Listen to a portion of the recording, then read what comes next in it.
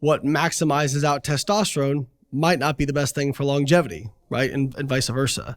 Now, I'm not making that claim specifically, but I think it's important to understand this, that I think we all have this idea that there's this one iconic diet out there that is going to be the best diet for building muscle and burning fat and preventing cancer and heart disease. And the reality is, like, there's overall healthy dietary patterns that we see that are good for those things. But when we get down into the weeds, there's probably some push and pull here as well, right? So when it comes to saturated fat, there is some evidence that if you're too low on it, that yes, you can have a reduction in testosterone. Now, is that reduction in testosterone, let's say 15, 20%, whatever it may be, is that sufficient to actually cause loss of lean mass? That we don't know. That's never been shown.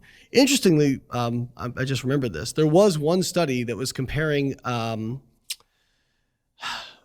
polyunsaturated fat versus saturated fat, and they equated total fat. And one of the really interesting things was the group getting the polyunsaturated fat had more lean mass at the end of the study compared to the group getting saturated fat. Now, it's only one study. I've never seen this replicated. So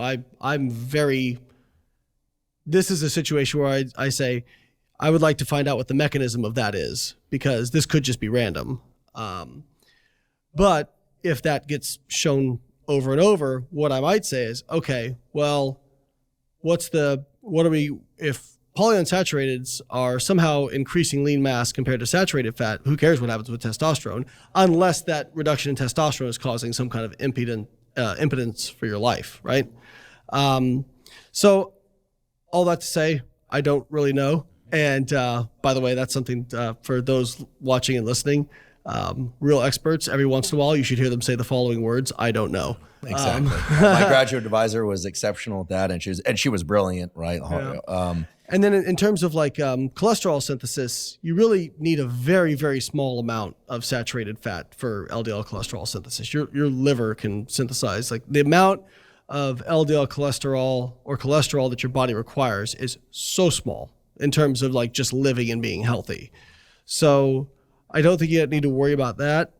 And from a cardiovascular disease standpoint, there is some evidence that even taking people who have like quote unquote low LDL of like, 80 or 90 and taking them down to like 30 or 40, that there is still a benefit for the risk of cardiovascular disease.